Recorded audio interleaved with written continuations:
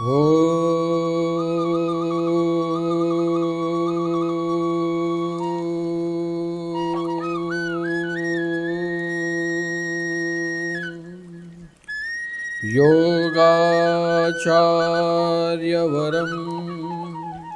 विशुद्धमनसं गोरक्षनाथं गुरुं ज्ञानानन्दमहोदधि सुविदितं पूर्णं दयासागरम् भक्तानामनुग्रहकरुणाकारं कैवल्यमोक्षप्रदम् वन्दे देवमनामयं रविनिनं मोहान्धकारं परम् वन्दे गोरक्षनाथं गुरुं वन्दे गोरक्षनाथं गुरुं वन्दे गोरक्षनाथं गुरुं वन्दे गोरक्षनाथं गुरुं वन्दे गोरक्षनाथं गुरुं वन्दे गोरक्षनाथं गुरुं।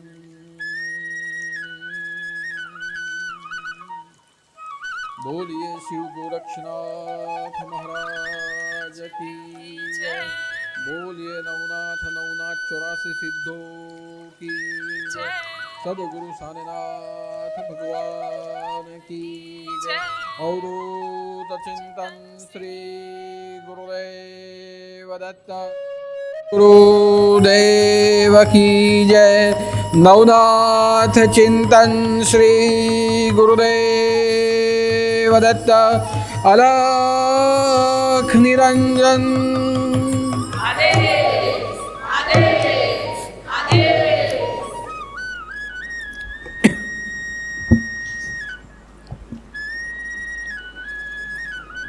हम सबके हृदय में हम सभी को परम तत्व का ज्ञान देने वाले ऐसे साक्षात नवनाथ स्वरूप सद्गुरु के चरणों में मेरा कोटि कोटि नमन। साथ साथ जिनकी रहस्यमयी वाणी का हम श्रवण कर रहे हैं, गोरखबानी के रूप में जिन्होंने अपने भीतर के आत्मज्ञान को शब्दों के रूप में हम सब के सामने प्रकट किया है, जो साक्षात शिव अवतारी स्वरूप है, जो योगाचार्य है, सदा अपने भक्तों को अनुग्रह प्रदान करने वाले हैं, ऐसे भगवान श्री शिव गोरक्षनाथ जी के चरणों में मेरा अनंत कोटि वंदन। जो भी नाथ भक्त फेसबुक के माध्यम से, यूट्यूब के माध्यम से हर गुरुवार की विचार गंगा का श्रवण और दर्शन कर रहे हैं, ऐसे सभी धर्म प्रेमी भाई बहनों को, सभी नाथ भक्तों को मेरा जय उदूत, जय जय मच्छिंद्र समर्थ और आदेश।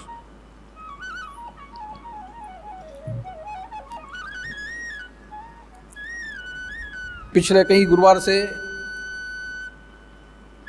मैं आप सबके बीच में विचार गंगा के रूप में भगवान श्री शिव गोरक्षनाथ जी की गोरखबानी प्रस्तुत कर रहा हूं। गोरखबानी के प्रत्येक शब्द यह जीवंत मंत्र के समान है। गोरखबानी के प्रत्येक वाक्य महामंत्र के समान है और गोरख बानी का संपूर्ण रहस्य हमारे जीवन में दीक्षा और शिक्षा के समान है। इसलिए जैसे कबीरवाणी का अध्ययन हम हमारे सामान्य जीवन में करते हैं, जिस प्रकार रामचरितमानस की चौपाइयां और श्री गोस्वामी जी तुलसीदास जी के दोहे हम भजन में, स्तुति में, प्रार्थना में गाते हैं, आराधना करते हैं, वेदों के मंत्रोच्चार हम हमारी सनातन धर्म की पूजा विधियों में भी करते हैं, ठीक उसी प्रकार मेरा ऐसा मानना है कि जो भक्त है, जो अपने गुरु के पक्के शिष्य है और जो नाथपंथी है, उन्हें भगवान श्री गोरक्षनाथ जी की गोरखबानी का पाठ नित्य नियम से करना चाहिए, क्योंकि गोरखबानी हमारे व्यवहारिक जीवन में, हमारे सामाजिक जीवन में, हमारे भौतिक जीवन में, हमारे आध्यात्मिक जीवन में या फिर हमारे यौगिक जीवन के लिए पारसमणि समान है। और मैं तो कहता हूँ कि गोरखबानी अमृत की खान है। उसका जो पाठ करता है, उसका जो श्रवण करता है या उसके आख्यान जो सुनता है, उसका जीवन बीच संसार में रहते हुए भी अमर बन जाता है। इसलिए आज की गोरखबानी यह भगवान गोरक्षनाथ जी की मूल शिक्षा है। आगे मैंने 6-7 गोरखबानी के सूत्र आपके सामने रखे, लेकिन आज का जो सूत्र है, यह सूत्र गोरक्षनाथ जी की मूल शिक्षा है। गोरखबानी में गोरखनाथ जी स्वयं कहते हैं कि आज का जो ये सूत्र है, इसे मेरी शिक्षा समझो, ये मेरी शिक्षा है और मूल शिक्षा है। जब तक मूल शिक्षा हम प्राप्त करते नहीं, तब तक हमें परम दीक्षा प्राप्त होती नहीं। यानी समझ लीजिए कि जब तक मूल होता नहीं, तब तक वृक्ष होता नहीं, और जब तक वृक्ष नहीं होता तो हमें फल कहां से प्राप्त होता है।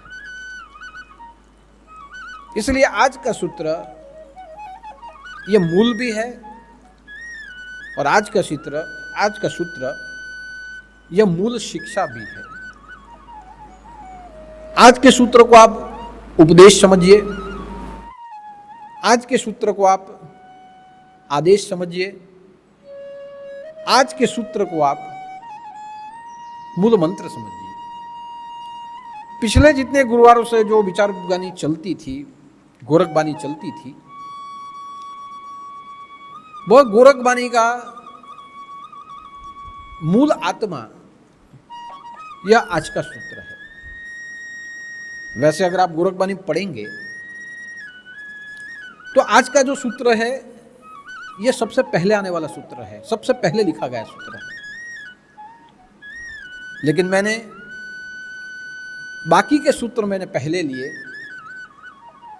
और आज का सूत्र जो मूल सूत्र है वो मैं अंत में ले रहा हूं, क्योंकि मूल कभी दिखाई नहीं देता।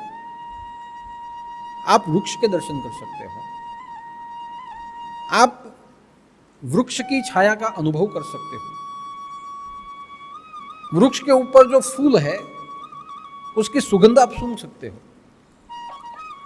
या जो फल है उसका स्वाद आप चख सकते हो, क्योंकि वृक्ष, फूल, फल, उसकी छाया ये दृश्यमान होती है। लेकिन जो वृक्ष हमें दिख रहा है, वह वृक्ष जिस आधार के ऊपर खड़ा है, वो मूल धूल के अंदर समाया हुआ होता है। यानी ऐसे समझिए कि आज का जो सूत्र है वो मूल का सूत्र है, धूल में समाया हुआ सूत्र है। हमारी जो उत्पत्ति है उसे सार्थक करने का जो सूत्र है वो आज का सूत्र है। क्योंकि आज का सूत्र जीवन सफलता की चाबी है, जीवन को सार्थक करने का एक उपाय है, या हमें जो जीवन मिला है उसे पूर्ण करने का एक औषध है। इसलिए आज के विचार को अगर आप देखेंगे, जिसने पढ़ा है वो अगर आज के विचार को देखेंगे तो आज का विचार एकदम सामान्य लगेगा, लेकिन आज का विचार हमारी उत्पत्ति से लेके हमारे अंत तक हमारे जीवन को स्पर्श करने वाला एक विचार है। इसलिए आज का विचार जीवन सफलता की एक चाबी है, या समझो कि गुरु चाबी है। वैसे हम सब जानते हैं कि जीवन का अर्थ क्या होता है, क्योंकि हम स्वयं जीवन जी रहे हैं। जीवन के अर्थ को हमने विविध रूपों में देखा है। कई धर्म ग्रंथों ने, कई महात्माओं ने जीवन के अर्थ को या जीवन सार्थक करने के उपाय हमें बताए हैं। लेकिन जब तक हम स्वयं जीवन का एक अर्थ न निकाल ले, तब तक वह अर्थ को सार्थक करने के लिए जीवन में हमें कोई उपाय नहीं मिलता। जिसने अर्थ बताए हैं उसने जीवन को उस रूप में देखा है। इसलिए आपने देखा होगा या पढ़ा होगा कि भागवत गीता ये मानवीय गीता है। भागवत गीता विचारलक्षी गीता है। भागवत गीता में मानव जीवन के मूल्य क्या है यह समझाया गया है, और इसीलिए भागवत गीता का जीवन दर्शन जो है वो हमें समझाता है कि जीवन क्या है। तो भागवत गीता समझाती है कि जीवन धर्म है, धर्म ही जीवन है। लेकिन जीवन जो धर्म है वह धर्म को हमें किस प्रकार निभाना है। तो जीवन धर्म है, उस धर्म को हमें कर्तव्य के रूप में निभाना है। यानी आप समझिए कि जीवन धर्म है, धर्म का आचरण तो करना ही पड़ेगा, क्योंकि ये जो पूरा युद्ध था वो धर्म युद्ध था। तो जीवन धर्म है, जीवन के अस्तित्व को शाश्वत रखने का जो युद्ध खेला गया वो भागवत गीता थी। वो महाभारत का युद्ध था, कुरुक्षेत्र का युद्ध था। और कुरुक्षेत्र के युद्ध में जो अर्जुन को ज्ञान दिया गया, उसमें सबसे पहले श्लोक में धर्म शब्द आता है और अंत के श्लोक में मम शब्द आता है। तो अर्थ क्या हुआ? धर्म मम, मेरा धर्म। तो आपका धर्म क्या है? जीवन हमारा धर्म है, जीवन का अस्तित्व हमारा धर्म है। लेकिन जीवन में धर्म को निभाए कैसे? तो वहां कहा गया है कर्तव्य के रूप में निभाए। तो कर्तव्य क्या है? तो नियत कुरु कर्माणि, कि कर्तव्य यही कर्म है। यानी कर्म कर्तव्य है और कर्तव्य ही धर्म है। जब तक हम हमारे कर्म को धर्म से नहीं जोड़ेंगे, तब तक मनुष्य के रूप में जो हम जीवन जी रहे हैं, यह जीवन धर्म जो है उसका कोई अर्थ नहीं रहेगा। और परमात्मा कहां बसा हुआ है? धर्म में। जो धर्म का पालन करता है, धर्म उसकी रक्षा करता है। परमात्मा किसके लिए आता है? धर्म स्थापना के लिए आता है। परमात्मा क्या करता है? धर्म की सुरक्षा करता है। परमात्मा किस विषय में सबसे ज्यादा चिंतित है? परमात्मा धर्म के अस्तित्व के विषय में सबसे ज्यादा चिंतित है। इसलिए धर्म किसे माना जाए? जीवन को धर्म माना जाए, कर्तव्य के साथ उसको निभाया जाए। लेकिन कर्तव्य को करना है तो कर्म किए जाए। कैसे कर्म किए जाए?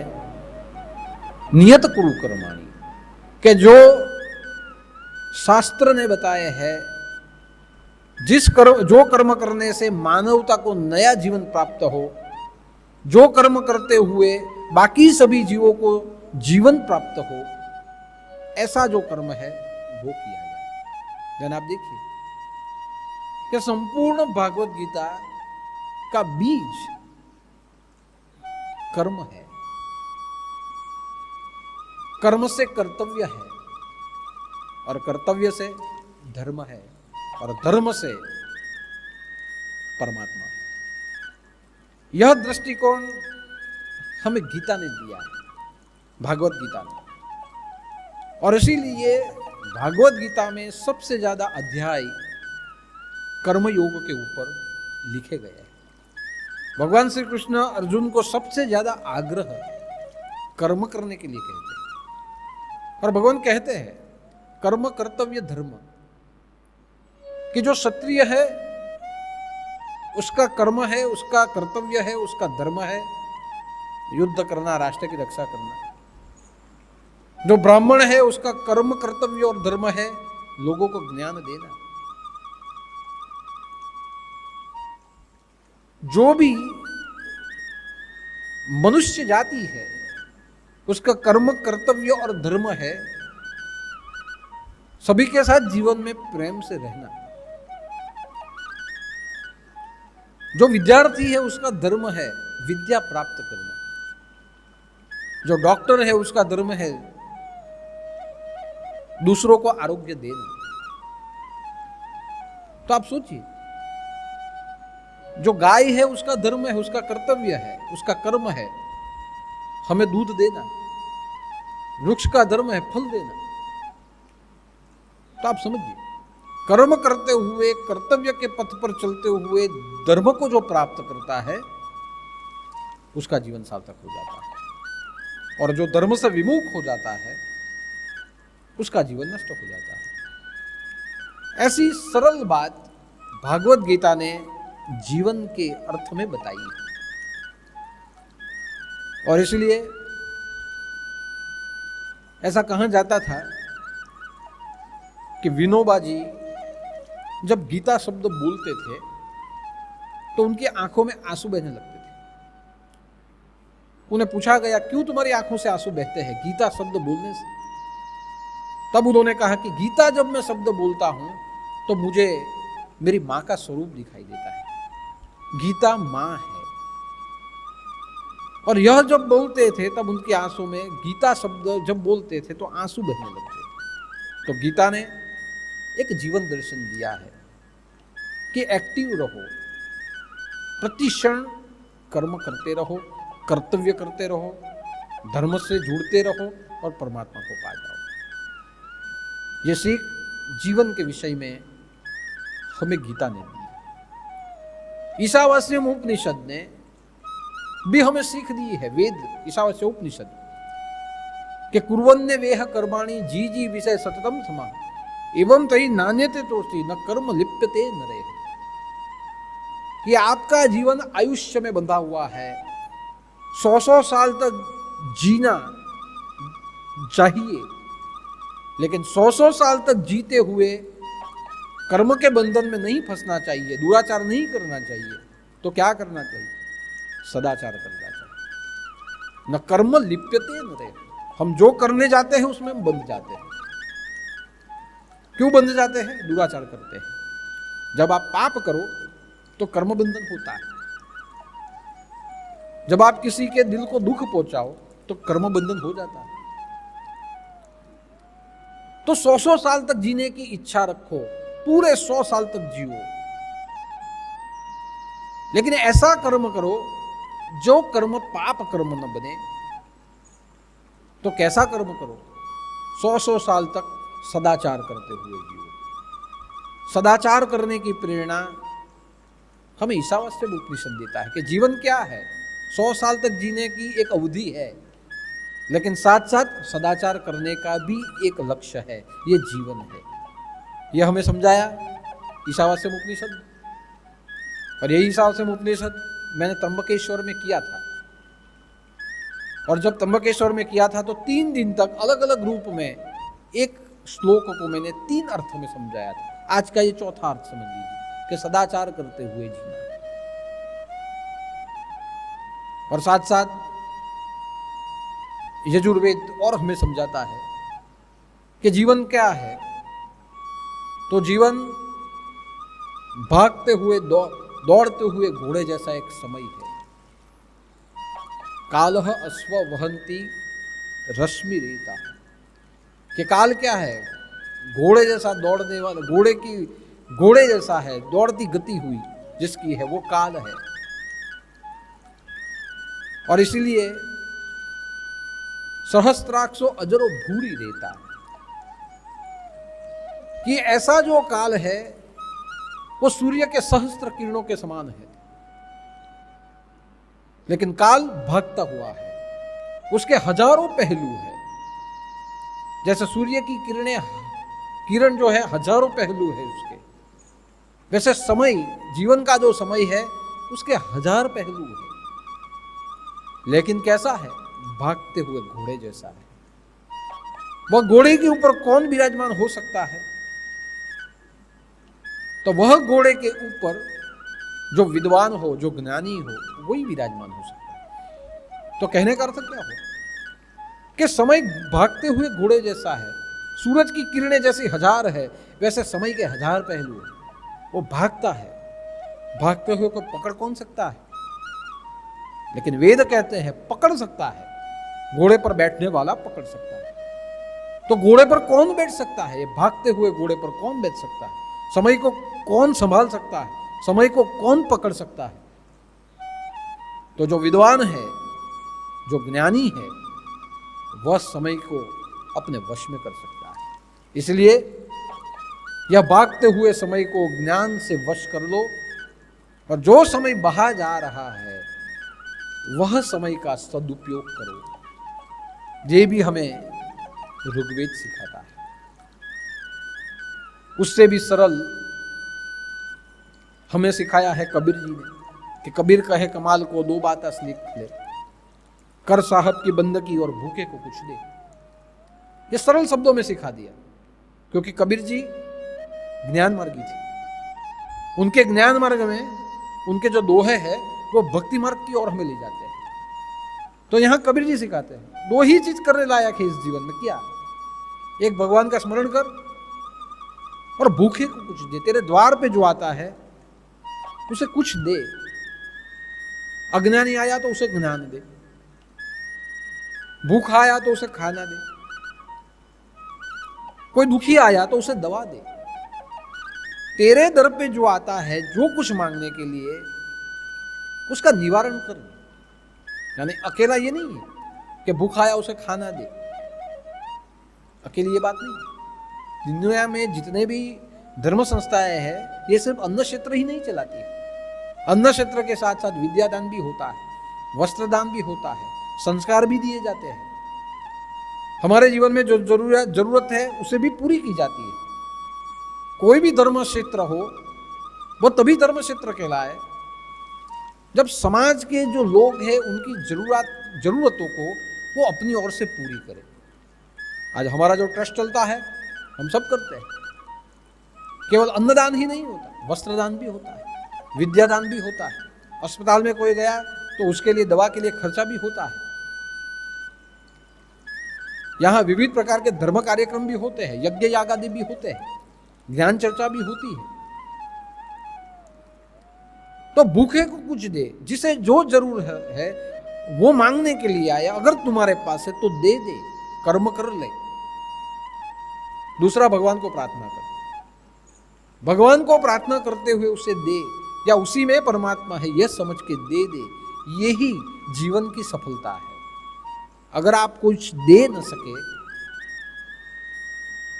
तो जो न दे सके ऐसा जीवन मृत के समान है। हम नहीं बोलते, जो जमीन में फसल नहीं आती उसे हम बंजर कहते हैं। ये तो बंजर है, कंकर है, इसमें बंजर है, फसल नहीं आती। जो गाय हो, जो गाय दूध न दे, उसे हम वंध्या बोलते हैं, या हमारे गुजराती में उसे हम बाखड़ी बोलते हैं। ये गाय ऐसी है, दूध नहीं दे सकती, बाखड़ी गाय। जो जिस व्यक्ति को संतान न हो, जो संतान दे न सके, उसे भी हम कुछ ना कुछ कहते हैं कि ये वंध्य है, इसे संतान नहीं है। गुजराती में हम उसे वांझिया कहते हैं, संतान नहीं है, दे नहीं सकता। तो जो कुछ दे नहीं सकता उसकी समाज में टीका होती है, निंदा होती है, उसका जीवन मृत समान है, ऐसा हम मानते हैं। तो आपके जीवन में अगर आप कुछ दे नहीं सके तो समझ लीजिए कि ये जीवन भी शव के समान है, यानी जीवन देने के लिए बना है। कबीर जी ने अपने सरल शब्दों में से कह दिया। हमारे जो सदगुरु थे उन्होंने अपने प्रवचन में कहा कि जीवन क्या है, तो जीवन क्या है ये तो मैं नहीं जानता, लेकिन मेरे जीवन को देख लो कि जीवन क्या है। जीवन है प्रेम। मेरे पास जो आता है उसे मैं जो देता हूं प्रेम से देता हूं। खाना खिलाता हूं प्रेम से खिलाता हूं। मेरा बालक आया है, मेरा शिष्य, मेरा बेटा है, ये समझ के मैं उसे देता हूं, प्रेम से देता हूं। जो रोता हुआ है उसे आंसू में पोंछता हूं, प्रेम से पोंछता हूं। उसके जीवन में कितनी भी तकलीफ है मैं प्रेम से सुनता हूं। उसके जीवन में कितनी भी खराबियां हो मैं प्रेम से उसे सुधारता हूं। तो हमारे गुरुदेव ने कहा कि जोत से जोत जलाओ, प्रेम से प्रेम मिलाओ। मेरा जीवन प्रेम है, जो आए उसे मैं प्रेम देता हूं। प्रेम देना ही मेरा जीवन है। अगर जीवन को सफल करना है तो प्रेम दो, और जो लेना है प्रेम लो। आज आप यहां आते हैं, एक मुट्ठी चावल रखते हैं, प्रेम देते हैं, हम मांगते नहीं। मैं आपको याद करवाने का काम करता हूं कि समय आया है अन्न क्षेत्र में कुछ देने का, आप दे सकते हो। जब मैं आदेश करता हूं, एक मुट्ठी चावल भी कोई देता है, कोई गोनी बन के देता है, जिसके पास जो है वो देता है। तो प्रेम लेना और प्रेम देना यही जीवन है, क्योंकि प्रेम मरने के बाद भी अमर रह जाता है। जिसने दिया है वो भी याद रहता है, जिसने लिया है वो भी याद करता है। हमारे गुरुजी ने ये समझाया। तो जीवन सफलता के लिए गोरक्षनाथ जी भी कुछ समझाते हैं, और गोरक्षनाथ जी जो भी कुछ समझाते हैं ये आज का मूल सूत्र है। क्योंकि मैं ऐसा कहना चाहूंगा कि गोरक्षनाथ जी का जीवन, गोरक्षनाथ जी का तपाचरण संसार से मुक्त होते हुए उन्होंने किया। ये संसार की झंझटों से दूर रहते हुए उन्होंने योगाचरण किया। यानी ऐसे कह सकते हैं कि गोरक्षनाथ जी की साधना शून्य की साधना है। संत ज्ञानेश्वर, नामदेव महाराज, एकनाथ महाराज, नरसिंह मेहता को ले लीजिए, मीराबाई को ले लीजिए, कबीर जी को ले लीजिए, नानक को ले लीजिए, इन सब ने जो अपने जीवन में जो किया है वो पूर्णत्व की उपासना की, संसार में रहते हुए।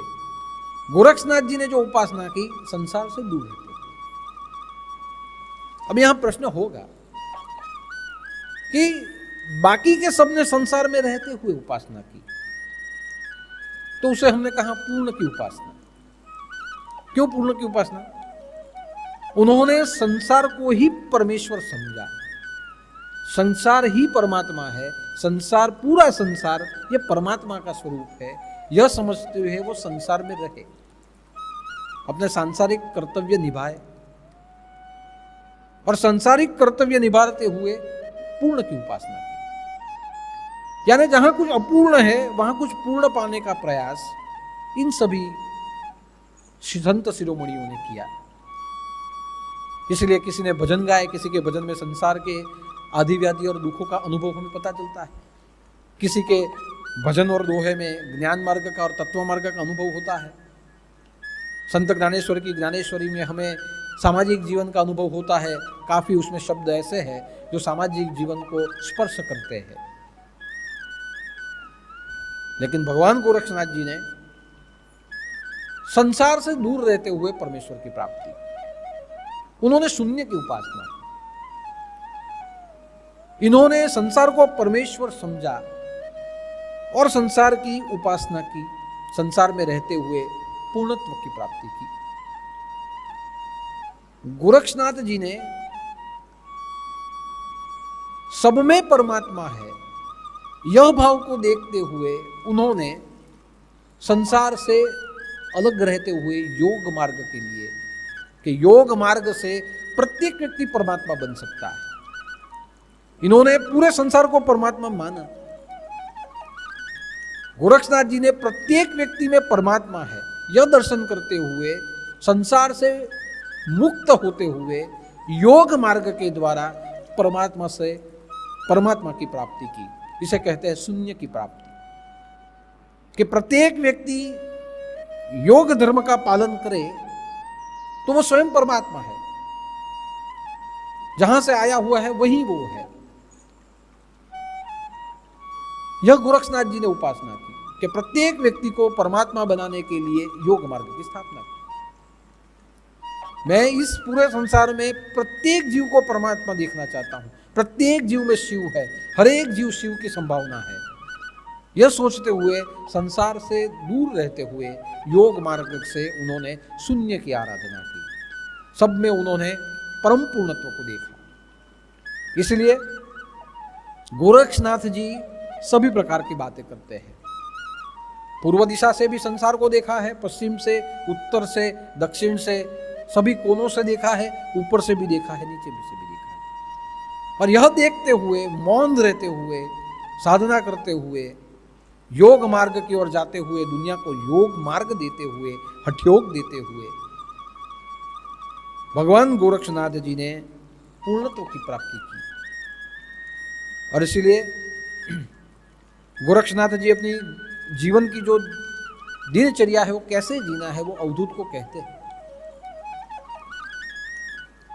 कि हे अवधूत, इस संसार में कैसे जीना, तो कैसे जीना? कान से सुनी बा, आंखों से देखी बा, लेकिन मुंह से कुछ न कही बा, ऐसे जीना। कि कान से सुनना है, आंखों से देखना है, मुंह से बोलना नहीं, तमाशे बिन की तरह रहना है इस संसार में, ऐसे तुम्हें जीना है। गोरक्षनाथ जी वैसे ही जिए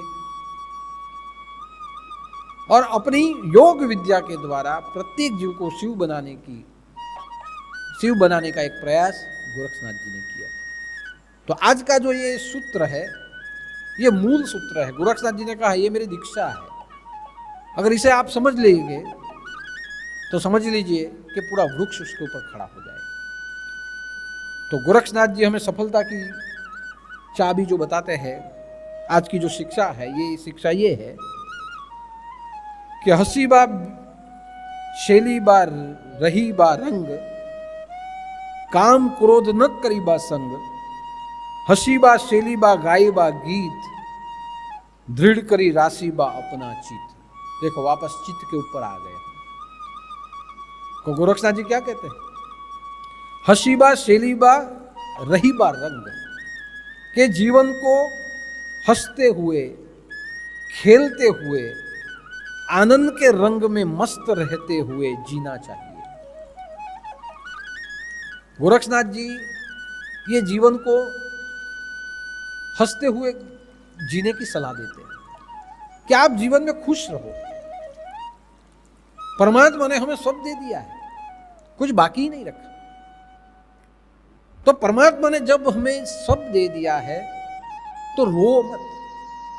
हम सब जन्मते भी रोते हुए हैं।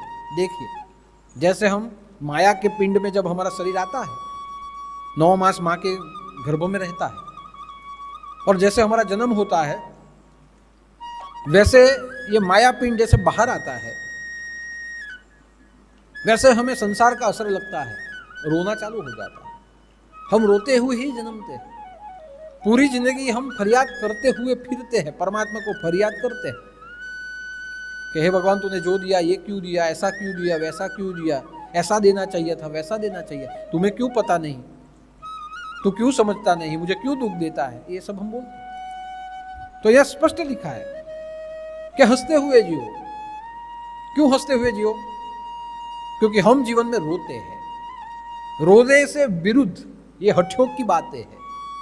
हठयोग का अर्थ है विरुद्ध करो, मन में जो आए उसे विरुद्ध न करो, मन का न मानो। तो सबसे पहले गोरक्षनाथ जी ने यहाँ हठयोग किया है, हठयोग से कहा है कि रो मत। हम सब रोते हैं, जन्मते रोते हैं, पूरी जिंदगी फरियाद परमात्मा को करते हुए फिरते हैं, और जब मर जाते हैं तब भी दुखी होते हुए, रोग की पीड़ा में रोते हुए मरते हैं। तो रोना हमारा स्वभाव बन चुका है, ये स्वभाव को बदल डालो। रो मत, हंसो, खुश रहो। परमात्मा ने आपको जो दिया है उसे प्राप्त करते हुए उसके साथ जियो। आपको अगर मनुष्य बनाया है तो सोचो कि जिसे प्राणी बनाया है उसके जीवन की हालत क्या है। आप देखिए, हमें मनुष्य बना दिया तो आप देखिए, पशु कुत्ता, कुत्ते की हालत क्या है, कुत्ते के जीवन में कितना दुख है। प्रत्येक पशु जीवन से कितना दुखी है, वो बोल नहीं सकता, उसे खाने के लिए दर दर भटकना पड़ता है। उसके जीवन में कुछ रोग आदि लग जाए तो उसके लिए कोई दवा नहीं होती। पशुओं को कई बार खाना न मिले तो भूखा जीना पड़ता है। अगर पशु, कोई भी पशु हो, किसी के दरवाजे में चला जाए तो कोई उसका सत्कार नहीं करता। जो धार्मिक व्यक्ति है उसको कुछ देते हैं, खिलाते हैं, बाकी लोग उसे मार के भगा देते हैं। एक चींटी भी हमारे घर में आए तो हम उसे भगाते हैं, एक छिपकली भी घर में आ जाए तो हम उसे मार के भगाते हैं। कोई ना कोई उनकी हिंसा कर देता है। और पशुओं के जीवन में देखिए सबसे ज्यादा दुख कि पशु सबसे ज्यादा संतति पैदा करते हैं। एक सांप हो तो 1000 अंडे एक समय पे देता है, लेकिन वही सांप, उसे जितनी भूख लगती है अपने ही अंडों को खा जाता है। जो अंडे बच गए उसमें से सांप पैदा होते हैं। कुत्तों को देखिए, एक समय में कुत्ता 4-4, 5-5 बच्चों को पैदा करता है, लेकिन वही कुत्ते जब बड़े होते हैं कहीं ना कहीं एक्सीडेंट में मारे जाते हैं, कहीं रोग से मर जाते हैं। तो जिसने जन्म दिया है उसको कितना दुख कि मेरे इतने बच्चे हुए फिर भी कोई कुचल के मरता है, कोई दुखी होकर मरता है। पशु को कितना दुख, पूरी जिंदगी पशु को बंधन होता है। तो जो जन्मे हैं मानव बनते हुए उसे खुश रहना चाहिए कि पशु के जीवन से तो मैं अच्छा, भगवान की कृपा है कि मैं पशु नहीं बना। परमात्मा का अभिवादन कीजिए, यहां आता ही है, हसीबा, बेलीबा, शेलीबा, गाईबा, गीत, अभिवादन कीजिए परमात्मा का, अभिव्यक्ति कीजिए, गीत गाइए, भगवान को बार बार पुकारिए कि हे भगवान अच्छा किया तूने मुझे मनुष्य बनाया, मेरे जीवन में कितना सुख दिया। मैं देख सकता हूं, मैं बोल सकता हूं, मैं सुन सकता हूं, मेरी अभिव्यक्ति में हंसते हुए कर सकता हूं, भूख लगे तो मैं खा सकता हूं, दूसरों की भूख समझ के मैं खिला सकता हूं, मैं सबके साथ में रह सकता हूं, मैं आनंद कर सकता हूं। आनंद करने के लिए मेरी सभी इंद्रियां सक्षम है। तुझे पाने के लिए ये मेरा पूरा शरीर इतना सुंदर तूने बनाया है कि मैं जैसे चाहूं वैसे तुझे पा सकता हूं, जो चाहूं मैं पढ़ सकता हूं। कितना सुंदर बनाया है, कोई दुख ही नहीं। हमारा पूरा जो मशीन है परमात्मा ने सुंदर बनाया है, फिर भी हम रोते हैं। आए हैं तब से रो रहे हैं, जाएंगे तब भी रोएंगे। तो गोरक्षनाथ जी कहते हैं रोना खराब है। अगर आप रोते हो, जिस चीज की कमी है उसको लेके अगर आप बार बार रोते हो, बार बार परमात्मा को फरियाद करते हो, समझ लीजिए ये परमात्मा का अपमान है। परमात्मा ने हमें रोने के लिए नहीं भेजा, परमात्मा ने हमें हंसने और हंसाने के लिए भेजा है। इसलिए आप साधु संतों को देखिए, कोई साधु संत बुद्ध को देखिए, बुद्ध कभी रोया नहीं। बुद्ध के पास रोते हुए जो आते थे वो हंसने लगते थे। गुरु नानक को देखिए, खाओ पियो अलमस्त रहो, गुरु नानक ने बोला। अलमस्त रहो मतलब खुश रहो, जो चाहे खाओ पियो, भक्ति करो, मस्त रहो। तो जितने भी संत महात्मा है उन्होंने यह उपाय को समझा है और अपने अंदर उतारा है कि हमें खुश रहना चाहिए। लेकिन हम हमेशा रोते रहते हैं। खेलते हुए आनंद के रंग में मस्त रहो, जीवन को हंसते हुए, खेलते हुए, मस्ती में, आनंद के रंग में मस्त रहते हुए जीना चाहिए। यानी हंसते हुए जीना चाहिए, मस्ती में जीना। खेलने का अर्थ है मस्ती में जियो। आपके जीवन में जो कार्य होता है, जो कर्तव्य है, उसे मस्ती से करो, रोते हुए न करो। अगर आपको माँ बाप की सेवा करनी है, मस्ती से करो। बच्चों को बड़ा करना है, मस्ती से करो। क्या करे, इतने बच्चे हैं, कैसे बड़े करे, हे भगवान इनका क्या होगा, मैं कैसे करूं, मेरे माँ बाप है उसकी सेवा में कैसे करूं, मेरे ही जीवन में ये सब लिखा था इनकी सेवा करना, दूसरे भाई है वो नहीं ले जाते, दूसरे सगे नहीं ले जाते, ये मैं कैसे करूं। तो जब भी कर्तव्य करना होता है तब हम दुखी होके हुए कर्तव्य करते, कैसे करें। अगर कर्तव्य करने का ही अगर आपको इतना बोझ है तो ये जीवन का अर्थ क्या है। आप देखिए कि हमें खेलते हुए जीवन जीना है, मस्ती में जीना है। हमने मस्ती छोड़ दी है। हमें जो भी कुछ करना पड़े वो हम बिना मन का करते हैं, जीवन में कंटालते हुए करते हैं।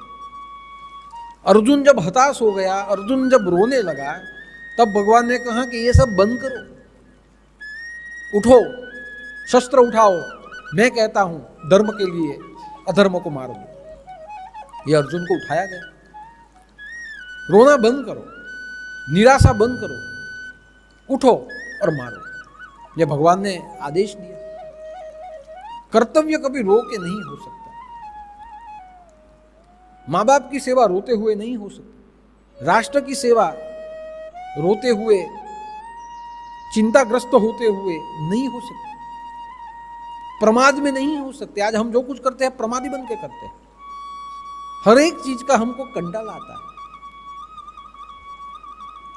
भगवान की पूजा करने में भी हमें कंटाल आता है। इसलिए आप देखिए मोबाइल में आ गया, कुछ मत करो, एक सॉफ्टवेयर ही ऐसा बन गया, फूल चढ़ाना है, बटन को क्लिक करो, फूल चढ़ जाएगा।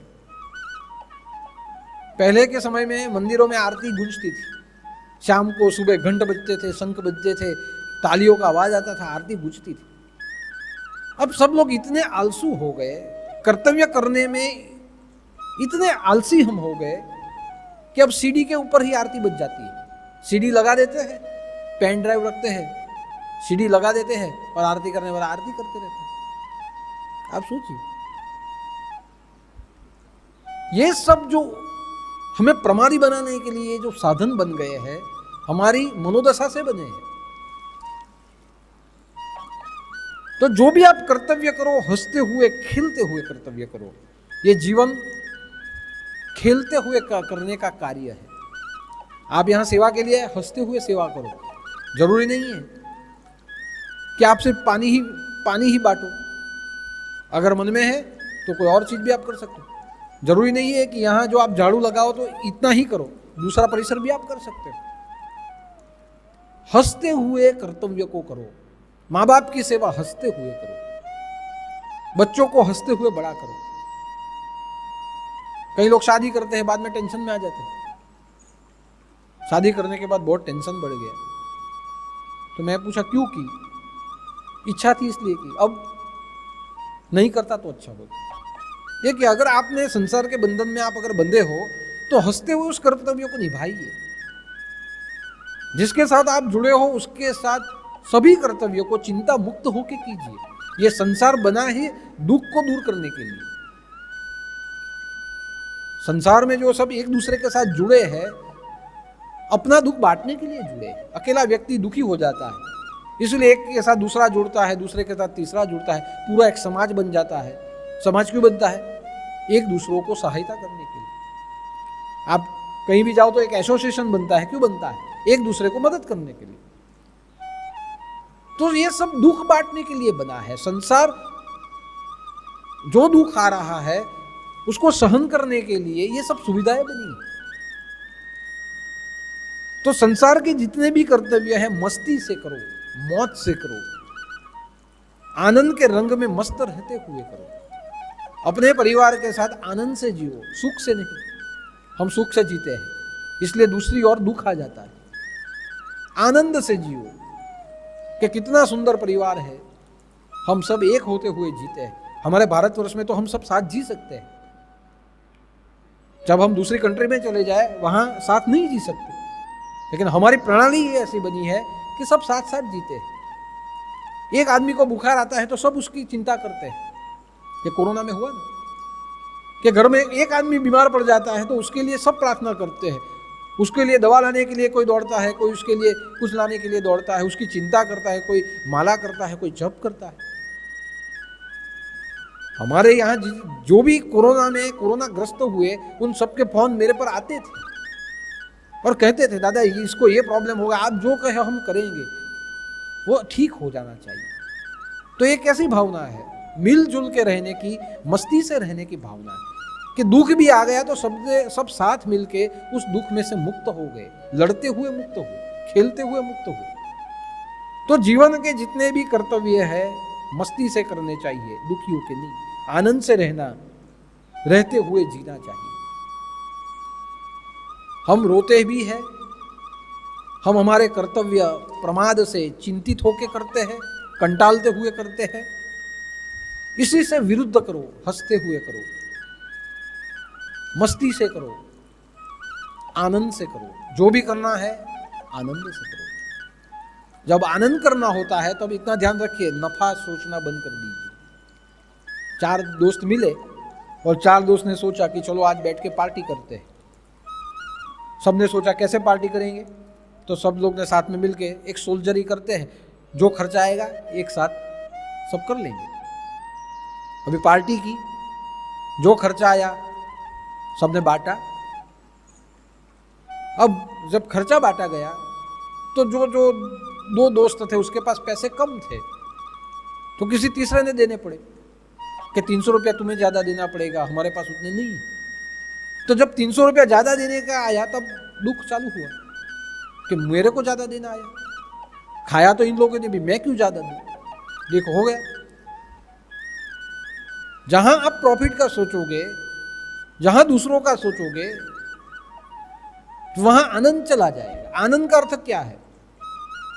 आनंद का अर्थ एक ही होता है कि कुछ भी करो मगर मस्ती से जियो। पहले मस्ती हुई और बाद में किसी एक को मन से हो गया कि मेरे को ज्यादा निकालना, या इन लोग ने जानबूझ के नहीं निकाला, बाद में संबंध टूट जाते हैं, दुख शुरू हो जाता है। तो कहने का तात्पर्य, जहां आनंद होता है वहां बाकी सब छूटता है। वहां 2 चीज आपको गंवानी पड़े तो गंवा देनी चाहिए, लेकिन मन में ये नहीं रखना चाहिए। अगर मन में रख के कुछ करेंगे तो समझ लीजिए कि संसार दुखी हो जाएगा। जहां प्रॉफिट न सोचा जाए, जहां केवल अपने लिए ही न सोचा जाए। आनंद का अर्थ है लूटना, लुटाना। अपने पास से उसको लुटाइए, एक दूसरे से लुटाइए। आज हम जो यहां मिलके करते हैं ये आनंद करते हैं। हमने कितने प्रवास किए, ये सब प्रवास क्या था? आनंद था। किसी ने सोचा कितने रुपए की टिकट निकाली, किसी ने सोचा आज क्या खाया क्या पिया, किसी ने सोचा मैं इनको अच्छा रूम मिला, मुझे दरवाजे के पास सोना मिला, किसी ने सोचा। अगर ऐसा सब अगर सोचेंगे तो समझ लीजिए कि ये रंग में भंग है। इसलिए यहां कहा गया, हंसी बा बेली बा रही बा रंग, रंग में रहो, उसमें भंग मत डालो। अगर आपके घर में आपकी बीबी खाना बनाती है, खाते हुए अगर उसमें मिर्ची और नमक ज्यादा पड़ जाए और आप उसको डांट देंगे कि मिर्ची और ज्यादा नमक पड़ गया, घर में झगड़ा होगा। लेकिन जो भी कुछ पड़ा है, ऐसा क्यों नहीं समझते कि आज हमारे प्रारब्ध में इसे ही स्वीकारना है। ऐसा करके अगर हम खा लेंगे, आनंद से खा लेंगे, और प्यार से अगर कहेंगे या समझाएंगे तो समझ ले दूसरी बार ऐसा कभी होगा नहीं, कोई गलती से नहीं करता है। लेकिन कई छोटे छोटे झगड़े ऐसे छोटी छोटी बातों में होते हैं। आपके बच्चे कुछ गलत करे और उसको मन में कुछ और चलता हो और उसका गुस्सा उनके ऊपर निकाल के उनको डांट दिया जाए, बाद में बच्चे आपके पास आके कहेंगे नहीं, जो कुछ होगा वो छिपाएंगे। बच्चे को डांटना जरूरी है, लेकिन पहले प्यार से समझा, उसे प्यार से समझाइए। अगर प्यार से समझा दिया बच्चे भी खुश रहेंगे, और बच्चे खुश रहेंगे तो आपका घर आनंद रहेगा। तो छोटी छोटी ऐसी बातें हैं, ये जो बातें हैं उसका मेंटेनेंस नहीं निकालनी। हमें मेंटेनेंस निकालने की पड़ी है। शादी अच्छी हो गई, ठीक हो गई, मजा आ गया, लेकिन बाद में जब शादी खत्म हो जाती है सब घर में बैठते बाद में चलता है कि शादी अच्छी हो गई लेकिन उसने ऐसे बोला, इसने ऐसे बोला, ये नहीं आए, वो नहीं आए। અને જ્યારે પાછો પેલો ચાંદલો જોઈ ત્યારે જોયું એના લગ્નમાં આટલો ચાંદલો કરેલો, આણે તો મને 500 રૂપિયા જ આપ્યા, આવા દે બીજી વાર હવે હાના હારું દુઃખ અનુભવ, આ ચાંદલાનું ચોપડું ફેંકી દઉં બાજુ પર, એના લગ્નમાં મેં 1000 રૂપિયા આપેલા, આણે જો 500 જ આપ્યા છે, હતા તો બી 500 જ આપ્યા, આખું લગ્ન હારું ગયું અને છેલ્લે પાછા પૈતા પછી આપણે દુઃખી થવા બેઠા। કોણે હું કીધું, કોણે શું કર્યું, કોણ શું બોલી ગયું। पूरी शादी हो जाने के बाद आनंद सब चला, आनंद में जब नशा यानी उसको हम मन में स्मरण करते हैं, तब पूरा प्रसंग ऐसे लगना चाहिए कि ऐसे कभी कैसे हो सकता है, ये सब परमात्मा की कृपा से हो। लेकिन उसमें ही हम मेंटेनेंस निकालने के लिए बैठते हैं, समझ लीजिए वहां दुख का कारण हो गया। इसलिए कहा गया है कि हंसते हुए खेलते हुए आनंद के रंग में मस्त होते हुए जिए, किंतु कभी भी काम क्रोध का संग नहीं करना चाहिए। काम क्रोध न करीबा संग, ये सब जब होगा तो काम क्रोध ही होगा। किसी ने क्या किया, क्या देखा, क्या सोचा, कि कोई प्रसंग हो जाने के बाद अगर ये सब आप करेंगे तो काम क्रोध ही आएंगे। तो जहां काम क्रोध आ जाते हैं वहां रंग में भंग पड़ जाता है। तो रंग में भंग न पड़ने दे, रंग से जिए और हंसते हुए जिए, परमात्मा का अभिवादन करते हुए जिए। एक व्यक्ति था, वो व्यक्ति एक साधु सन्यासी के पास आया और साधु सन्यासी के पास आके रोने लगा और रोते हुए कहने लगा कि महाराज मैं बहुत दुखी हूं। महाराज ने कहा क्या हुआ? कि मैंने ज्योतिष को अपनी कुंडली दिखाई, ज्योतिष ने मेरा हाथ देखा और ज्योतिष ने मेरा हाथ देखते हुए कहा कि भाई तेरा आयुष्य बहुत कम है, ज्यादा से ज्यादा और 10 साल तू जीने वाला है, तेरा जीवन बहुत कम है, 10 साल से ज्यादा तू जी नहीं पाएगा, तू मरने वाला है। तो महात्मा ने हाँ तो क्या हुआ? इसलिए मैं रोता हूं कि मेरा जीवन अभी सिर्फ 10 ही साल है, भगवान ने मुझे इतना कम जीवन दिया है और सबको ज्यादा दिया, मुझे इतना कम दिया और सिर्फ 10 साल मेरे पास बचे हैं। अभी जीवन में मुझे कितना कुछ करना है, क्या करना है? तो मेरे बच्चों के लिए मुझे सुविधा करनी है, मेरे परिवार के लिए मुझे सोचना है, मेरे कितने उमंग है वो अभी तक मैंने मनाए नहीं, वो मेरे बाकी है। और जीवन में तो ऐसा भी कहते हैं कि अगर मोक्ष चाहिए तो दान धर्म भी करना है, तो मुझे मोक्ष से मरना है, मौत लेके मुझे नहीं मरना है, मुझे दान धर्म भी करने हैं। इतने 10 साल में मैं क्या करूंगा? पहले मेरा कुछ कर पाऊं तो धर्म के लिए कुछ कर पाऊंगा, मैं क्या करूंगा?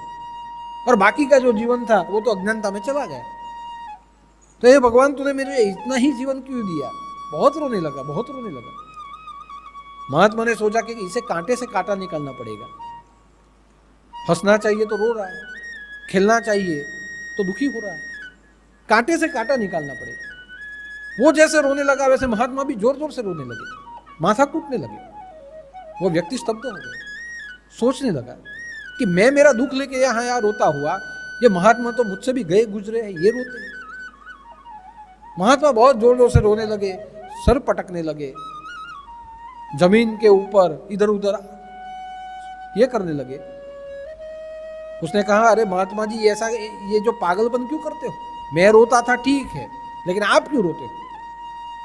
तो महात्मा ने कहा मैं इसीलिए रोता हूं, तेरी बात तो ठीक है, मैं इसलिए रोता हूं कि एक तो सबसे पहले मुझे बस खाने की सुविधा नहीं, खाने के लिए हर रोज मुझे भीख मांगनी पड़ती है। इतना बड़ा परमात्मा है और परमात्मा की दुनिया इतनी बड़ी है, तो परमात्मा ने इतनी बड़ी दुनिया में मुझे कुछ छोटी सी जमीन तो देनी चाहिए। परमात्मा ने जो जमीन बनाई है उसमें एक भाग जमीन पृथ्वी है और बाकी का भाग पानी है, बाकी में आकाश है, बाकी में वायु है, और एक भाग में जमीन है, उसमें भी बाजू में पानी है सब। और जिस भाग में जमीन है उस पर जंगल है, पहाड़ है, ये पूरी दुनिया ने घर बनाए हुए हैं। और मेरे पास जो छोटा सा घर है वो भी अब किसी ने ले लिया है। मैं दूसरों के यहाँ झुपड़े बिना के रहता हूँ। तो इतना बड़ा परमात्मा है, उसने मुझे इतना भी जमीन नहीं दिया। इतनी भी अगर जमीन देता तो मैं फसल करता था और कुछ खाता था। आज भीख में क्यों मांग रहा हूं? परमात्मा ने मुझे कुछ नहीं दिया। तब वो हंसने लगा, परमात्मा को कहने लगा, अरे इतनी सी बात में आप रोते हो? बोले आपके पास कुछ नहीं है, वैसे भी आप तो साधु हो, साधु के पास होता क्या है?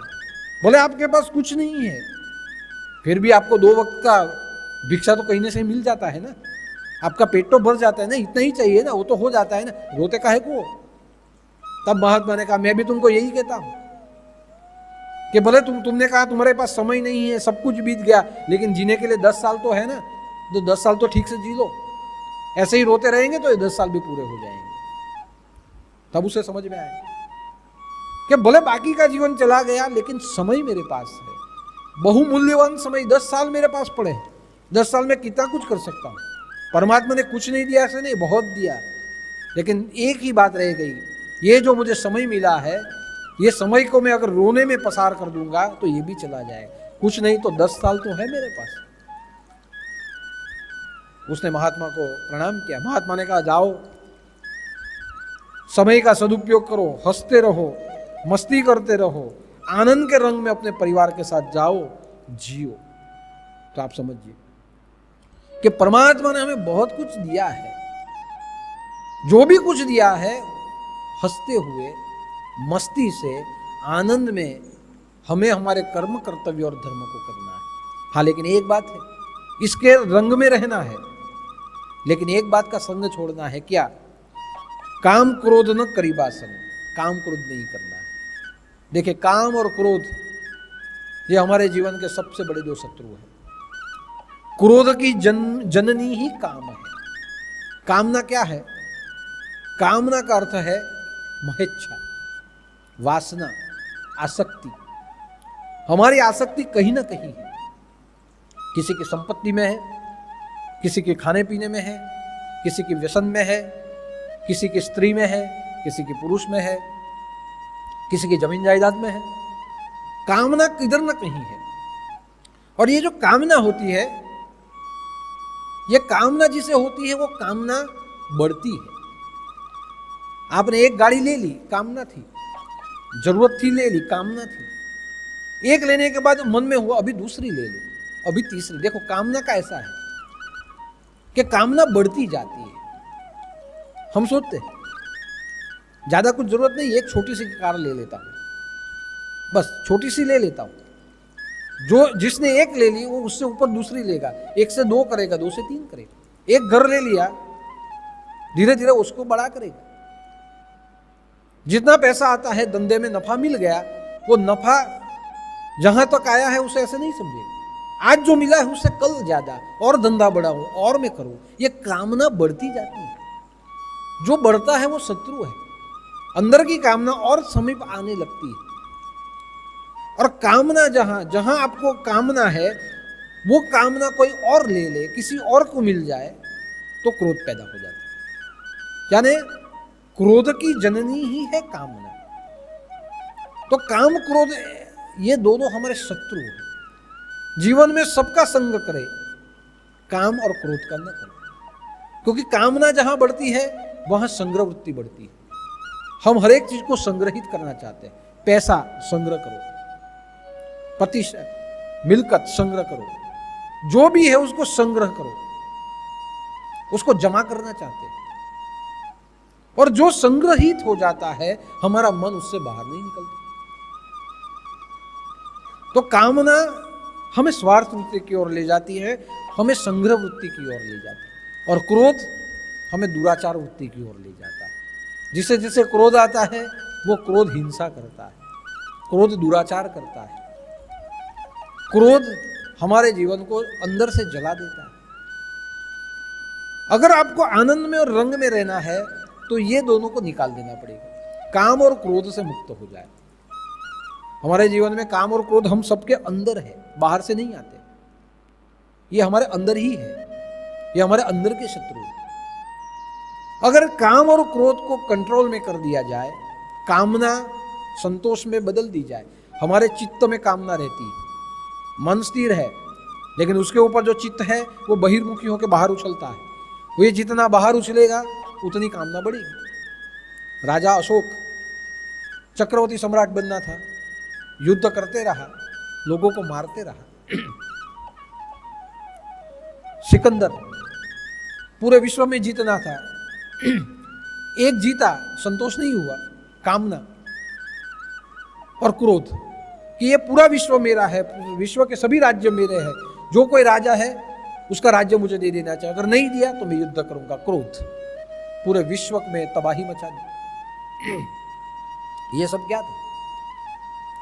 और जब सिकंदर और अशोक कामना और क्रोध में इतनी तबाही मचा दी, फिर भी उनके जीवन को शांति नहीं मिली, तो अशोक को बुद्ध धर्म की ओर जाना पड़ा। यानी मन की शांति कामना से नहीं, जो मांगोगे वो मिल जाएगा, ये शांति उससे नहीं मिलती, ये संग्रह वृत्ति बढ़ाती है। और क्रोध हमारा पापाचार बढ़ा देता है।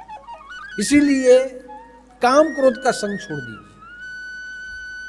आपके घर में कोई अच्छा प्रसंग हो, मगर अगर क्रोध आ गया तो पूरा घर का प्रसंग बिगड़ जाएगा। आप कहीं प्रवास में अपने परिवार के साथ गए हो, और प्रवास में अगर गए हो और कुछ हुआ और आपको क्रोध आ गया तो पूरा प्रवास बिगड़ जाएगा।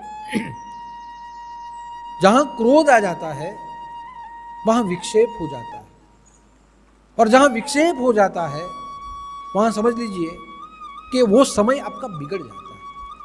इसलिए अगर जीवन समय है तो समय का दुरुपयोग नहीं होना चाहिए। कामना में और क्रोध में आपका समय व्यर्थ नहीं होना चाहिए।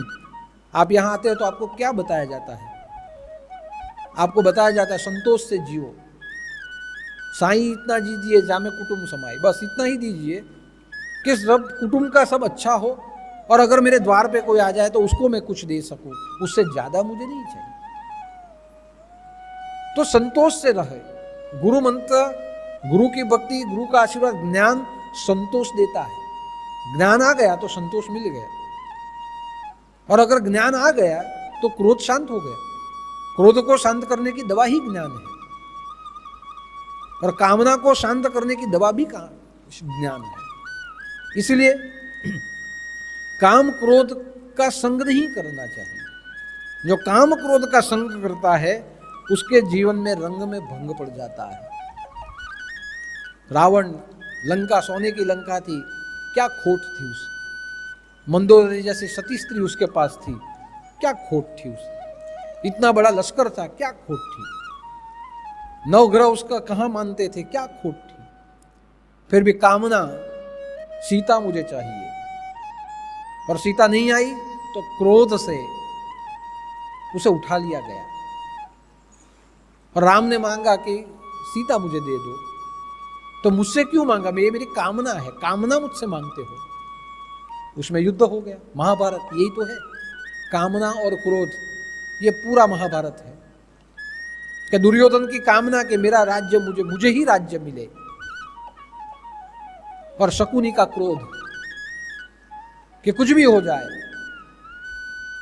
ये जो भी है, जहां मैं रह रहा हूं यहां मेरा ही चले, उसमें कोई और ना आए, ये साम्राज्य मेरा ही रहे, मैं जो बोलूं वही हो।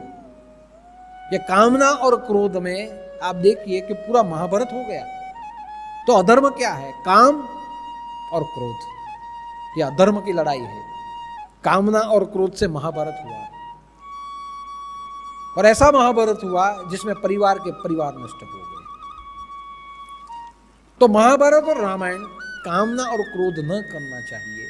और कामना और क्रोध आएंगे, पहले सब भाई मिलकर एक साथ रहते थे, पूरा कुरुवंश था, ये पूरा कुरुवंश कामना और क्रोध में नष्ट हो गया, कोई बचा ही नहीं। और बाद में युधिष्ठिर कहते हैं कि भगवान ये पूरा युद्ध हुआ और आज मुझे राज्य मिलता है, राज्य मिले उसका मैं करूं क्या? मेरा कोई भाई नहीं बचे। ये कौरव मेरे भाई थे, दुर्योधन मेरा भाई था, मेरा कोई भाई नहीं बचे। उनकी पत्नी विधवा हो गई, उनके बच्चे मर गए, अब ये राज्य लेके मैं क्या करूं? कामना और क्रोध में सब समाप्त हो गया। अब आनंद कहां से रहेगा? ये हस्तिनापुर में। हस्तिनापुर की जो भूमि है रक्त रंजित हो गई, लड़ झगड़ के ये सब मुझे मिला है, अब आनंद कहां से रहेगा? तो यही बात रामायण में भी आती है कि भगवान राम ने भी कहा कुछ भी हो जाए जीवन में युद्ध नहीं होना चाहिए। कामना और क्रोध में जहां युद्ध होता है वहां सब समाप्त हो जाता है। इसलिए कामना और क्रोध जहां आ गए, समझ लीजिए आपके रंग में भंग पड़ा, उसका संग छोड़ना चाहिए। हसीबा, शेलीबा, गाईबा गीत, कि हमें जीवन में हंसते हुए, खेलते हुए, नाचते हुए परमात्मा के प्रति अभिव्यक्ति के गीत गाने चाहिए। दृढ़ करी राशि अपना, उसी में अपना चित्त दृढ़ करना चाहिए। अब यहां आती है चित्त की बात कि आपका चित्त कहां दृढ़ करे। अंदर से जो आनंद उठ रहा है, परमात्मा के प्रति जो आपका प्रेम बढ़ रहा है, उसी में आपका चित्त लगा के रखिए। चित्त को इधर उधर न जाने दे। ये पूरी जो महाभारत है या जो रामायण है, ये चित्त की है। हम जो दुखी है चित्त के कारण, हम जो आनंदी है चित्त के कारण। जिसका चित्त विकसित हो चुका है वो दूसरों के लिए कुछ अच्छा कर सकता है। बिना चित्त के तो कुछ हो ही नहीं सकता। कोई इंजीनियर बनता है, क्यों इंजीनियर बना? उसका चित्त उसकी पढ़ाई में था, इंजीनियर बना। कोई वकील बना, कोई डॉक्टर बना। चित्त के विकास से, चित्त की दृढ़ता से हम विद्या प्राप्त कर सकते हैं। लेकिन वही चित्त जब दृढ़ न रहे तो वही इंजीनियर खराब पुल बना देते हैं, वही डॉक्टर खराब इलाज करते हैं, पैसे के लिए हमारे अंदर के इंस्ट्रूमेंट निकल जाते हैं। वही शिक्षक ट्यूशनों में मस्त रहता है, अपने स्कूल के विद्यार्थी को नहीं पढ़ाता है। तो चित्त अगर आपके साथ में था, दृढ़ था, तो आपने कुछ पाया। लेकिन जहां चित्त आपका दृढ़ नहीं रहा, कामना में चला गया, पैसों की कामना में, किसी के मोह में चला गया, द्वेष में चला गया, तो समझ लीजिए कि वही चित्त दूसरों का भी नुकसान करता है।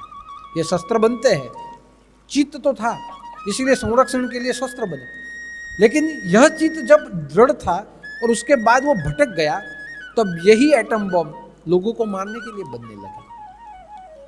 तो सबसे ज्यादा जीवन में मन तो स्थिर है, तभी हम कुछ कर पाते हैं। लेकिन अगर हमें सक्सेसफुल होना है, चित्त आपका चाहिए। आप पास हो जाते हो परीक्षा में, मन आपका ठिकाने पे, लेकिन ज्यादा मार्क नहीं आते, आपका चित्त आपके साथ नहीं। पुस्तक लेके बैठते हो, आप पढ़ने में, आपने आंखें भी पढ़ने में लगाई है, बैठे हुए कितना घंटों तक करते हो, लेकिन मार्क नहीं आते। क्यों नहीं आते? चित्त, आपका चित्त इन्वॉल्व नहीं हो रहा, आपका चित्त दृढ़ नहीं हुआ। पढ़ने के लिए बैठते हो लेकिन विचार कहीं और चलते हैं। और आज तो आप खास देखिए, बच्चे पढ़ने के लिए बैठते हैं, मोबाइल नीचे रखते हैं, पढ़ते पढ़ते टाइम मिले तो मोबाइल में चैटिंग भी होता है, वीडियो गेम भी खेलते हैं, पिक्चर भी देखते हैं। अब यहाँ तो चित्त भटकने का क्या, चित्त की तो बात ही नहीं रही, चित्त ही चला गया, चित्त गुम हो गया। अगर भटकता है तो लाया जाए, अगर लटक गया है तो उतारा जाए। लेकिन मोबाइल में ऐसे खूब गए हैं कि जहां चित्त गुम हो गया है। आज की जो जनरेशन है उसका चित्त घूम गया है, गुमनाम हो गया है। बोलते ना, गुमनाम है कोई, बदनाम है कोई, किसको खबर, किसको पता कौन है कोई, वो कोई और नहीं है, आपका चित्त है। कॉलेज में जाए એટલે चित्त ठेकाणे पड़ी गયું, ભણવાની જગ્યા પર બીજું જ ભણવા નીકળી ગયા, મા બાપના પૈસા પર નહીં, મોબાઈલ પાછળ પડી ગયા, નવી નવી ગાડીઓ પાછળ પડી ગયા। કેમ? શું જરૂર? મા બાપ જે આપે છે તે લઈને ભણી શકાય, શું જરૂર ના કોલેજમાં જાય એટલે બરાબર દેખાવું જોઈએ ને. કોને દેખાવા સારું કરો છો આ બધું? નહીં, બરાબર દેખાવું જોઈએ. પાછા 500 વખત આવે ને 500 વાળ કાપી કાપીને પૂરા કરી નહીં ખવાય, કપડાં ફાડી ફાડીને પૂરા કરી નાખ્યા. ઘરમાં ખાવાનું બંધ થઈ ગયું અને ખાવા માંડ્યા લારીઓ ઉપર, અને પછી એમ કે મને રોગ થાય, તકલીફ થાય. કાથી થાય? મા બાપ બી કે દાદા છોકરો માને જ નહીં. મારે પહેલું પૂછવું પડે કે ઘરમાં તમારી હાથે જમે છે કે બહાર જમે છે? નહીં, જમવાનું તો પાછું એનું કંઈ ઠેકાણું નહીં. એને એવી બધી કોઈ ચિંતા જ નહીં મળે. ચિંતા નહીં મળે, બહાર ફાંકી આવે તમારો પોયરો બહાર. બચારો બહુ ડાયો, એમ કે સાધુ જેવો, એમ કે આને સાધુ કહેવાય? બહુ ડાયો, એમ કે ખાવામાં તો કોઈ કચકચ જ નહીં મળે એમને. ઘરમાં જેમ તેમ કરીને કે તો ખાય, તો પછી મને એવું લાગે વાયુ ભક્ષણ કરતો હોવો જોઈએ. પછી ખબર પડે કે દોસ્તારોની હાથે બહાર જલસા જ કર્યા કરે છે. હવે મને કહો કે માર્ક નહીં આવે, ભણાતું નથી, કેરિયર નથી બનતું, તો શું થયું? आपका चित गुमनाम हो गया. गुमनाम है कोई, बदनाम है कोई નથી. आपका चित गुमनाम, आपका चित बदनाम. કોઈ એવી જગ્યા પર ગઈને ચોંટી ગયું, પછી તોફાન. અને પાછું હું તો જોયું છે હવે કે છોકરાઓને એટલી બધી છૂટ મળી ગઈ કે નોકરી ધંધાની વાત તો બાજુ પર લઈ ગઈ. જેવું કોલેજ પતે એટલે મા બાપને કે હવે અમે લગ્ન કરાવી દો. એમ કેમ? બસ હવે લગ્ન કરાવી દો, બસ. છોકરી બી એ જ શોધી લે. છોકરી શોધો તેની ના નથી, કરો તમારી રીતે.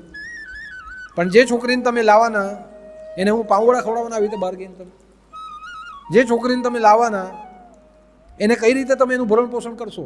તમારા છોકરા કાલે ઉઠીને પેદા થશે તો કોના બાપના પેન્શન પર પાડવાના તમે? આ બધું જે છે આ ચિત્ત ઠેકાણે નથી. ગુમનામ હો ગયા. બદનામ થાય તો બી સારું છે, તો ગુમનામ. એને જ નથી ખબર કે મારામાં ચિત્ત જેવી કોઈ વસ્તુ છે. चित्त है, इसलिए यहां लिखा है कि दृढ़ करी राखी बा अपना चित्त. अपना चित्त दृढ़ करके रखिए. चित्त दृढ़ करना यानी संयम में रहना.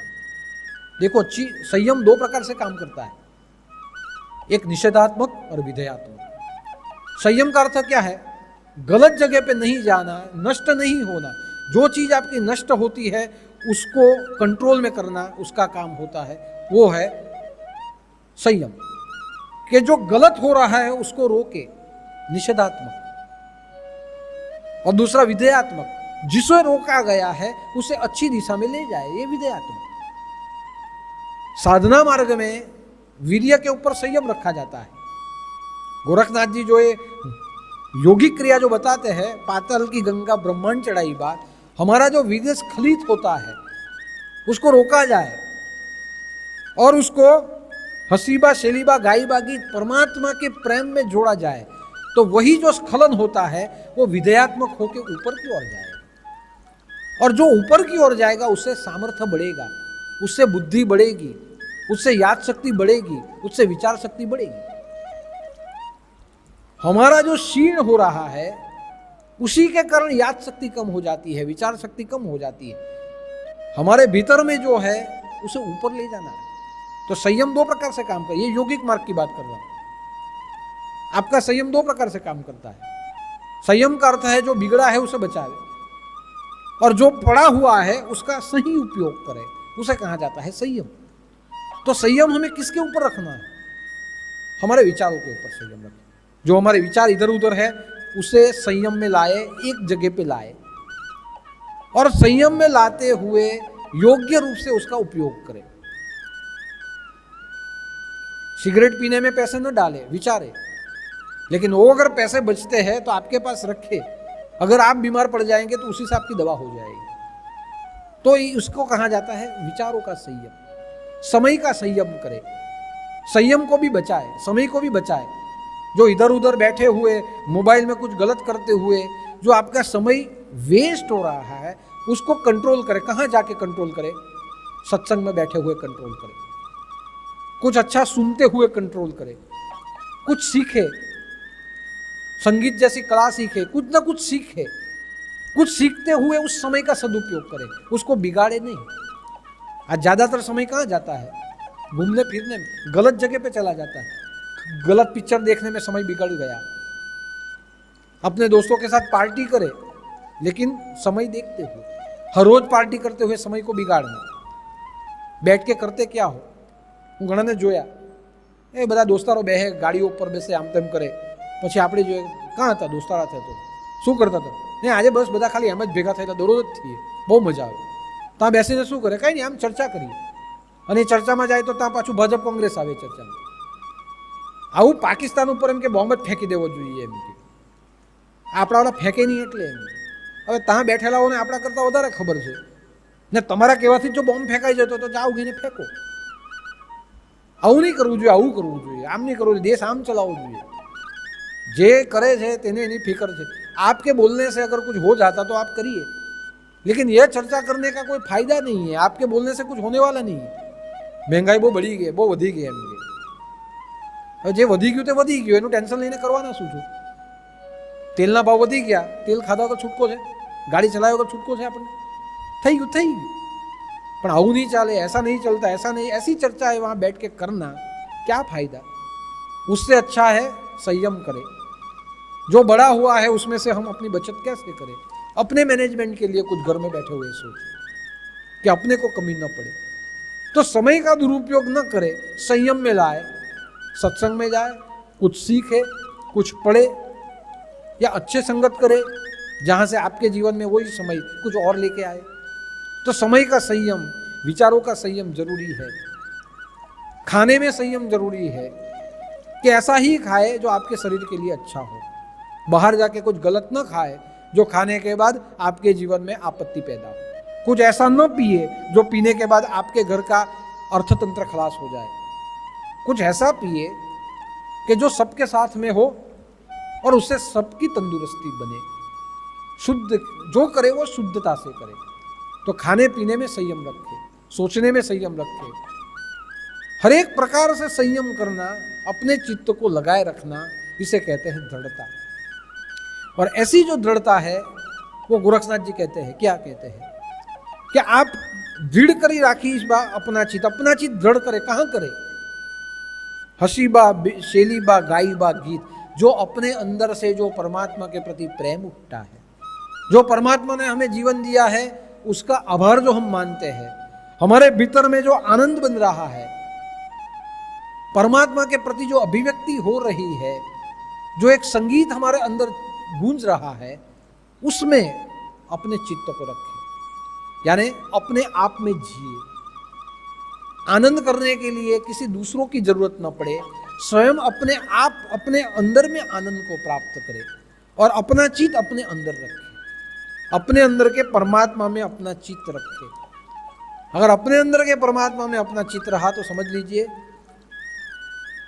कि हम परमात्मा की प्राप्ति के लिए, जीवन को सफल करने के लिए, जीवन का सदुपयोग करने के लिए हमें और कुछ नहीं करना पड़ेगा. अपने अंदर दृढ़ बन जाए, अपने लक्ष्य में दृढ़ बन जाए.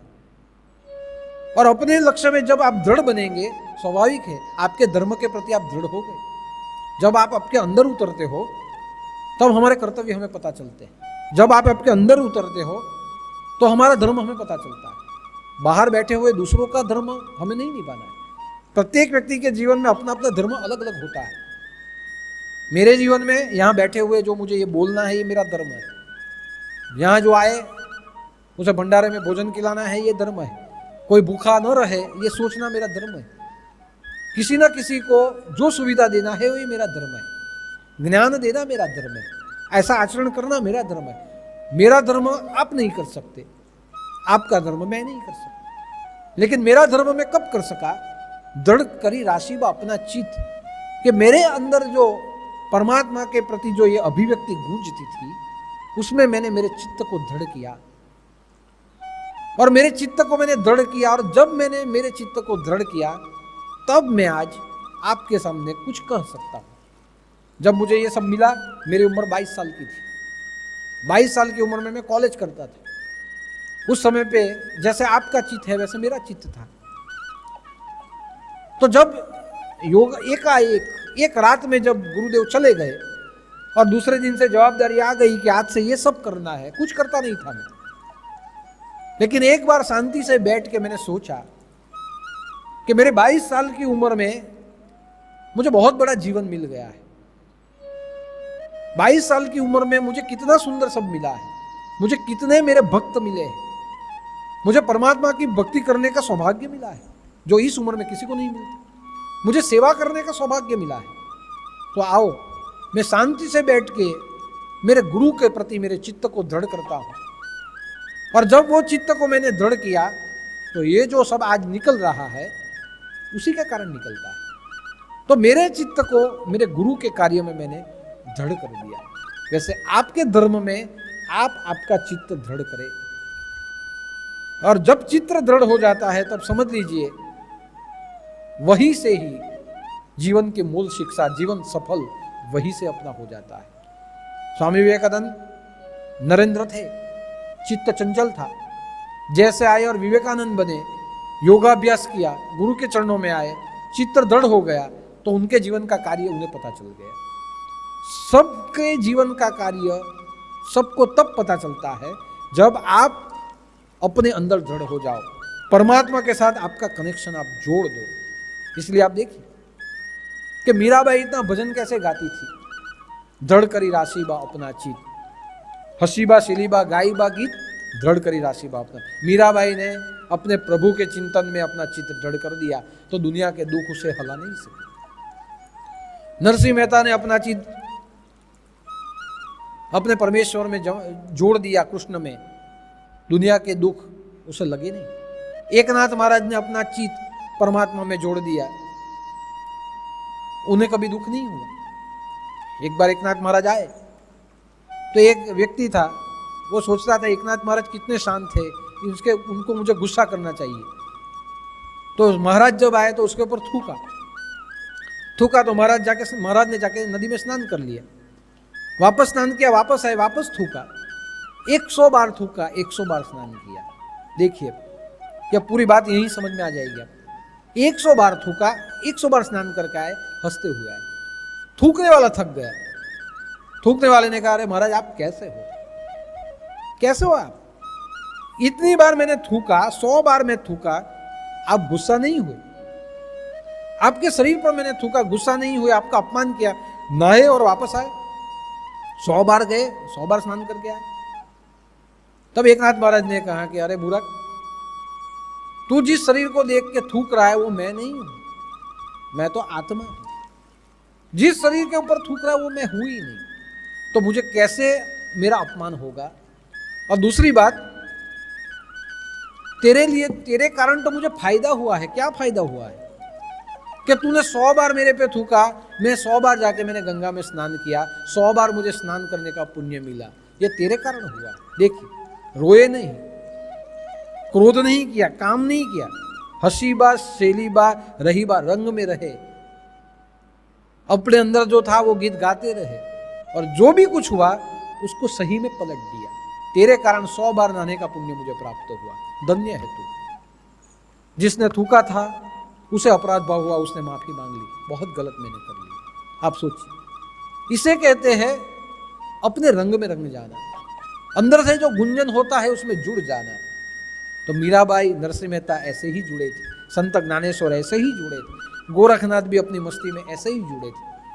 और ऐसे सब जब जुड़ गए तब क्या होता है? तब मन गाता है, मन नाचता है, मन उमंग करता है। इसीलिए तो नरसिंह मेहता नाचते थे, इसीलिए मीराबाई नाचती थी। सब नाचते क्यों थे? इसीलिए नाचते थे कि अंदर से जो हुआ है उसका जो आनंद, उसे जोड़ने से जो आनंद आता है, वो आनंद हर एक परिस्थितियों हमें दृढ़ कर देता है। और जब आनंद दृढ़ हो जाता है, चित्त दृढ़ हो जाता है, तब अंदर से जो है वो मन नाचता है। इसीलिए कहा गया, कीर्तन किसे कहते हैं? गाना, बजाना और नाचना, 3 हो जाए तो कीर्तन। आप गाओ लेकिन साथ में बजे नहीं, आप बजा नहीं सको तो समझ लीजिए कि मन से तो गाते हो लेकिन तन आपका जुड़ा नहीं।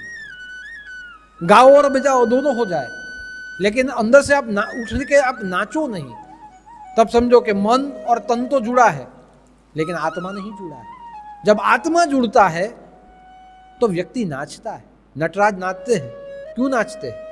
तन से, मन से और आत्मा से जब गुंजन हो तब रंग में हम आ जाते हैं। और वही रंग दृढ़, वहां जब चित्त दृढ़ हो जाए तब पूरा विश्व आपको लगता है। इसीलिए कहा गया कि चित्त को हंसते हुए खेलते हुए दृढ़ रखे, अंदर जो है उसके साथ चित्त को जोड़े रखे, तो हंसी बा खेली बा रही बा रंग, आपका जीवन रंगों से भरपूर हो जाएगा, विक्षेप नहीं होगा। एक बार क्या हुआ कि एक संत महात्मा थे, वो जब नाचते थे तो बरसात गिरती थी। अब पूरे गांव को पता है कि वो नाचते थे और बरसात गिरती थी। तो कई बुद्धिजीवी नवयुवान उस गांव में आए। उस गांव में आने के बाद वो नवयुवानों ने कहा, उसे उन नवयुवानों को किसने कहा कि हमारे यहाँ एक महात्मा है, उसके दर्शन करना। क्या? तो वो महात्मा जब नाचते हैं तब बरसात होती है।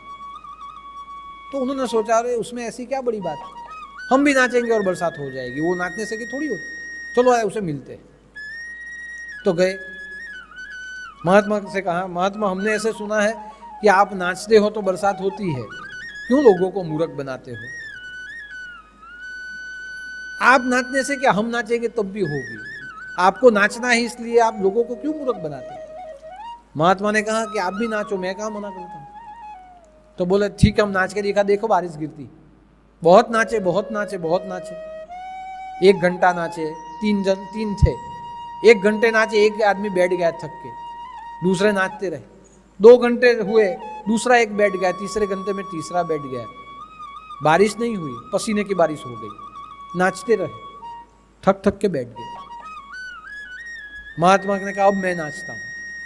महात्मा नाचे, बहुत नाचे बहुत नाचे, 5 घंटे महात्मा नाचे, बारिश हुई नहीं, फिर भी महात्मा नाचते रहे। धीरे धीरे बादल बने, और बादल बनने के बाद बिजलियां गिरने लगी, बिजलियां गिरने के बाद बारिश होने लगी, बारिश होती रही, फिर भी महात्मा और 5 घंटे तक नाचते रहे, बहुत नाचे बहुत नाचे।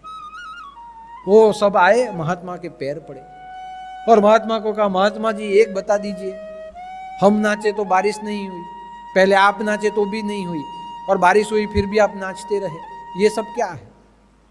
तब महात्मा ने कहा, देखो मैं नाचता हूं 2 कारण से नाचता हूं। एक कि मैं नाचूंगा तो बारिश होगी ही होगी, ये दृढ़ता से मैं नाचता हूं। और दूसरा कि मैं नाचूंगा बारिश होगी ही होगी, ये दृढ़ता से मैं रंग में नाचता हूं। और बारिश हो जाने के बाद इसलिए नाचता हूं कि मैं नाचता ही रहूं और बारिश होती रही है, इसलिए मैं नाचता हूं। मैं दोनों कारण से नाचता हूं, बारिश हो इसलिए भी, और बारिश हो जाने के बाद भी कि ये बारिश रुके ही नहीं। मेरा नाचना अंदर से चालू रहता है, मैं दृढ़ता से नाचता हूं, मैं रंग से नाचता हूं, अंदर से जो गीत आता है उसके साथ मैं नाचता हूं। लेकिन आपके जैसा द्वेष, ईर्ष्या, क्रोध मन में मैं करता नहीं। तो यहां से ही हमें समझना चाहिए कि जीवन में कुछ हो ना हो, खुश रहे। जीवन में कितने भी दुख आए, आप निर्भय होके, निश्चिंत होके अपने कर्तव्य करते रहे। जीवन में जो भी कुछ है आपके पास, उस सब को साथ में लेते हुए आनंद से आप अपना जीवन जिए।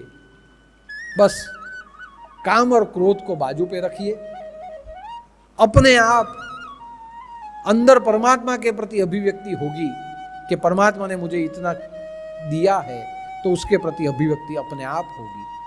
और जब वो अभिव्यक्ति हो तो भजन के रूप में वो निकलेगी, वो अभिव्यक्ति नृत्य के रूप में निकलेगी, वो अभिव्यक्ति दूसरों के लिए सहयोग करते हुए सेवा कार्य के रूप में निकलेगी।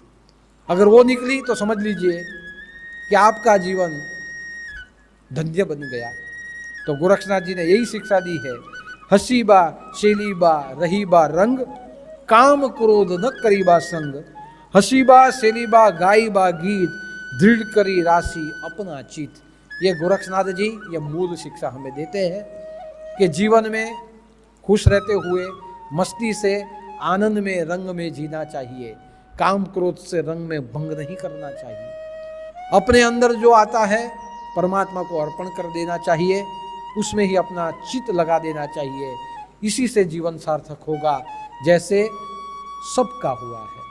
तो आज की ये मूल शिक्षा हम सबके लिए भी एक मूल मंत्र है, और आज का मूल मंत्र यही है। और आज से ही हमें दृढ़ बनना है कि हम कभी रोएंगे नहीं, हमारे जितने भी कर्तव्य है हम निर्भय होकर निश्चिंत होकर करेंगे, खेलते हुए करेंगे, काम क्रोध को हम छोड़ देंगे। हमारे गुरु ने जो भजन बनाया है उसी को हम गाते हुए परमात्मा की ओर अभिव्यक्ति करेंगे और अपने जीवन को आनंद के रंगों के साथ जिएंगे। यही जीवन है, बाकी जीवन में और कुछ नहीं है। हंसो, खेलो, मस्ती से रंग में जियो, काम क्रोध को छोड़ो और परमात्मा के साथ दृढ़ बन जाओ। यही जीवन हमारा जीवन है। तो ये मूल शिक्षा आज गोरखनाथ जी की, गोरखनाथ जी ने जब चित्त दृढ़ हो जाता है तो जीवन आनंदवन बन जाता है, यही गोरखनाथ जी कहते हैं। इसलिए गोरखबाणी के जितने भी प्रवचन मैंने किए, ये आज का प्रवचन मूल प्रवचन था। अगले गुरुवार से कई और प्रवचन आएंगे। गोरखबाणी का जितना मैंने कहना था, मेरा जो मंथन था, ये चित्त के विषय में आज पूरा हुआ।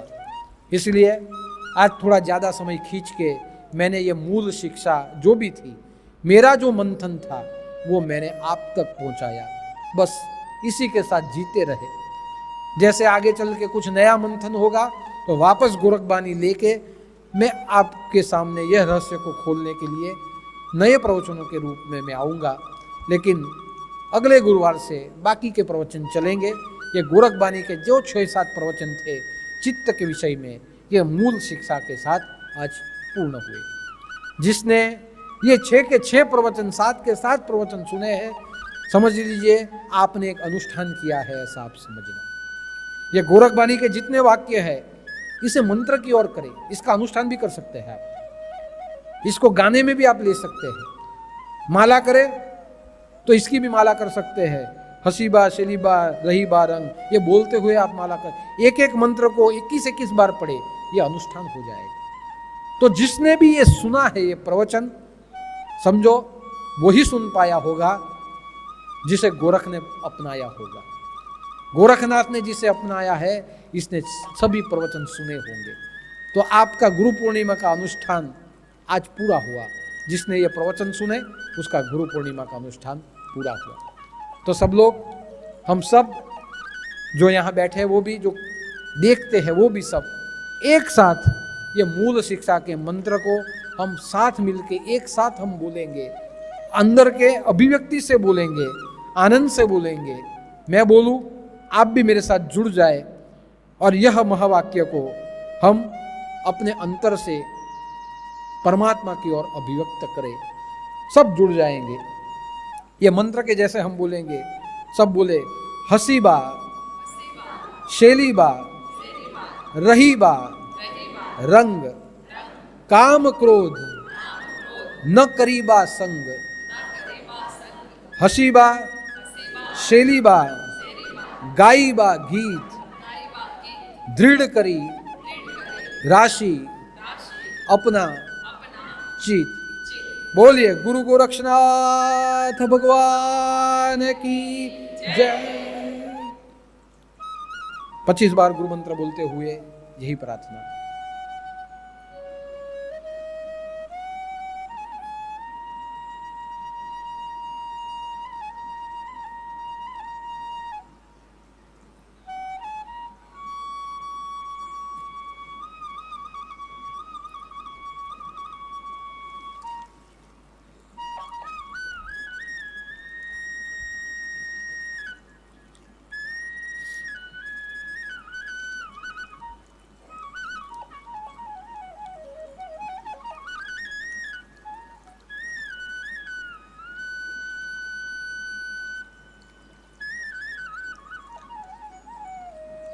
गोरक्ष झालंधर चरपटाश्च अड़वंग कानीफ मच्छिंदराज चौरंगी देवानक भर्तुहरि सज्ञा भूम्याम भुवर्ण नवनाथ सिद्ध। जय जय मच्छेंद्र समर्थ, जय जय मच्छेंद्र समर्थ, जय जय मच्छेंद्र समर्थ। सानेनाम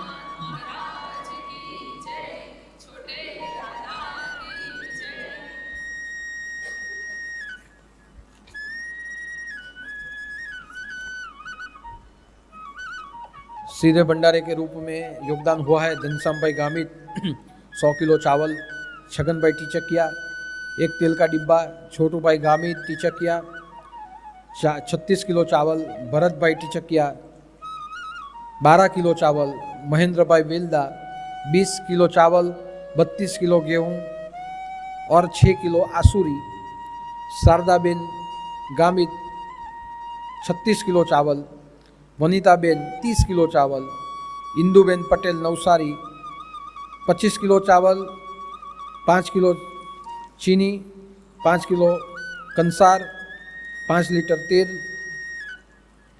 तुअर दाल 5 किलो, 1 किलो घी और छोले चना 5 किलो।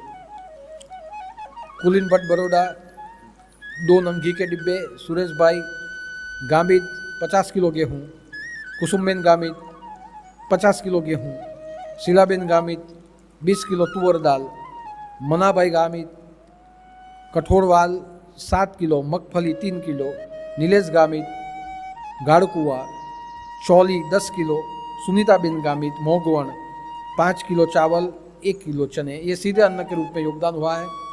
आज का भंडारा भरत भाई प्रवीण भाई टेलर कुंभरिया की ओर से है और आज के भंडारे में दाल चावल सब्जी कंसार अचार और खमन आज के भंडारे में है। ये महाप्रसाद है। जिन्होंने सीधे अन्न के रूप में दिया योगदान और जिनकी ओर से भरत भाई की ओर से आज का भंडारा है, उन सब के लिए परमात्मा को प्रार्थना करता हूँ उनका जीवन हंसीबा खेलीबा गाईबा गीत और रंग में जिए, हंसते हुए खेलते हुए रंग से प्रभु की भक्ति करे, अपने चित्त को सब दृढ़ रखे और काम क्रोध का त्याग करते हुए जिए। ऐसी ही प्रार्थना आप सबके लिए मैं परमात्मा के चरणों में करता हूँ। गोरखबानी के सभी प्रवचन आज पूर्ण हुए। अगले गुरुवार को बाकी के विषयों पर प्रवचन होंगे। जिसने नहीं सुने हैं वो भी सुन ले। ये जो मैंने मंथन किया है वो मेरा अपना मंथन है, ये शायद आपको किसी किताबों में नहीं मिलेगा।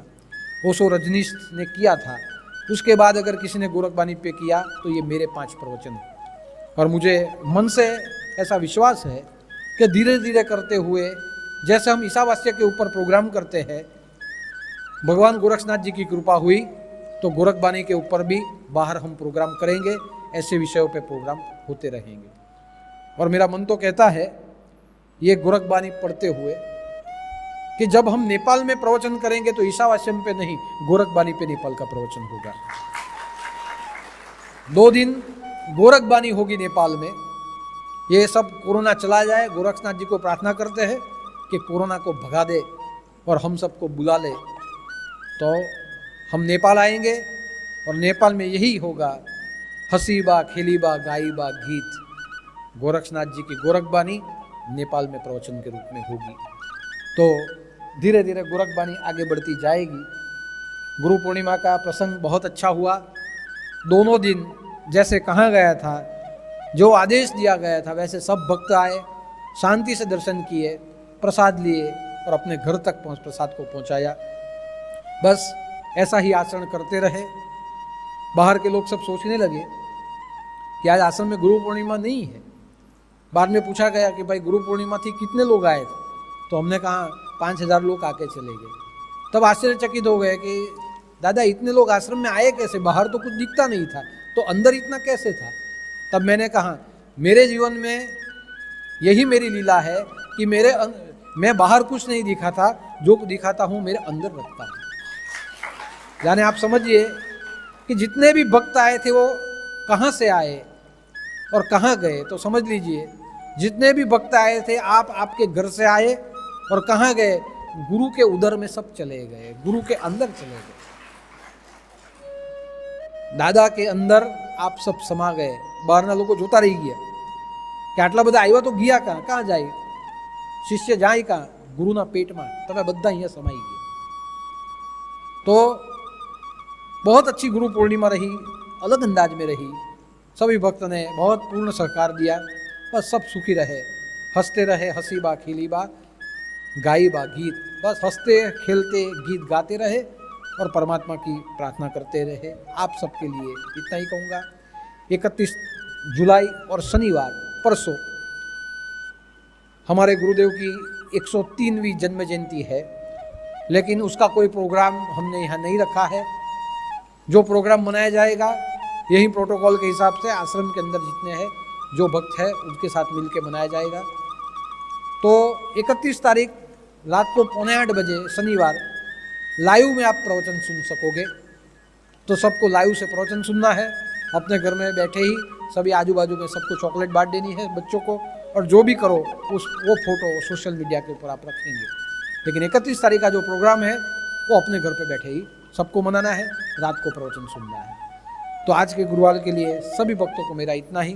सब खुश रहे, आनंद में रहे और गीत गाते रहे। सभी भक्तों के लिए इतना ही। सभी भक्तों को मेरा जय उदूत, जय जय बचेंद्र समर्थ और आदेश। ओम पूर्णमदः पूर्णमिदं पूर्णात् पूर्णमुदच्यते पूर्णस्य पूर्णमादाय पूर्णमेवावशिष्यते। ओम शांति शांति शांति।